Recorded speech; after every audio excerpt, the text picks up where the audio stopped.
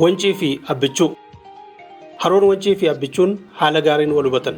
Haroon Wancii iddoo hawwata turizimii ajaa'ibaa ta'uu osoo danda'u waggoottan dheeraaf akkanumatti xiyyeeffannoo dhabee bifuma uumama isaa qabatee taa'aa ture. Abbichuun hoogganaa qaroo fagoo waan hunda kallattii arfaniin ilaalee madaala sirrii ta'e kennuu danda'u waan ta'eef haroo Wanciif murtee isa madaalu kenna. Abbichuun iddoo misoomni itti barbaachisu fagootti si'uminaan nama hubatu abbaa misooma hunda galeessaati. Abbichuun ilma qonnaan bulaa irraa dhalate waan ta'eef kabajaa fi fedhii uummata baadiyyaaf barbaachisu haala gaariin nama hubatedha.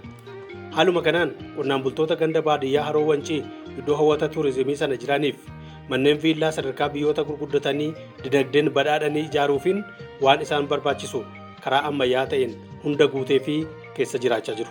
Kana irraa ka'uun qonnaan bultoonni jireenya haaraa abjuu itti fakkaatu jiraachaa jiran onnee isaaniirraa Abbichuu eebbisaa jiru. Abbichuun yoomuu hoogganaa jireenya uummata biyya isaa jijjiiruuf halkanii fi guyyaa dhiphatu waan ta'eef jireenya qonnaan bultoota aanaa kanaa jijjiiruu danda'u isaatti daran akka gammade sagantaa eebba piroojeektii haroo Wancii taasifame irratti haalaan ibseera.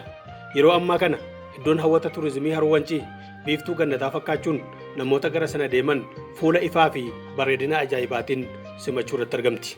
Haroon Wancii baroota dheeraaf bifa uumamaa qabatee kan ture sana guyyaa tokko Abbichuun masaraa mootummaatii ka'ee osoo namni kamuu hin tilmaamin haroo Wancii daandii konkolaataa miti daandii miillaallee kan hin qabne fageenya hedduu imaluun dadhabbii guddaan booda haroo uumamaa kana bira ga'ee daawwate.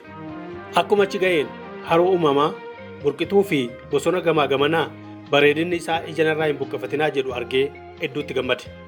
Akkana jechuunis dubbate. Iddoon uumamaan akkana bareedu kun osoo karaa ammayyaa ta'een bareechuun danda'ame immoo hangam hawwataa ta'a jechuun fedhii haroo Wancii bareechuuf qabu ifatti dubbate. Guyyuma sanarraa ka'uun haroon kun maaddii dhiyaana biyyaaf sagantaa jedhuun piroojeektiin haroo Wancii qarshii biliyoona hedduun akka hojjetamuuf Abbichuun kallattii kaa'e. Piroojeektiin haroo Wancii ijaaramuu eegalee osoo waggaa hin fixin addunyaan ija isheerra buufatte. Iddoo hawwata turizimii kanaan mandara turizimii addunyaa filatamtuu jechuun beekamtii kenniteef. Misoomni Abbichuun hojjetu hunduu faayidaa uummataa kan mirkaneessan qulqullinaa fi fudhatummaa uummataa kan qaban waan ta'eef sadarkaa idil addunyaatti hundi isaanii beekamtii argataa jiru.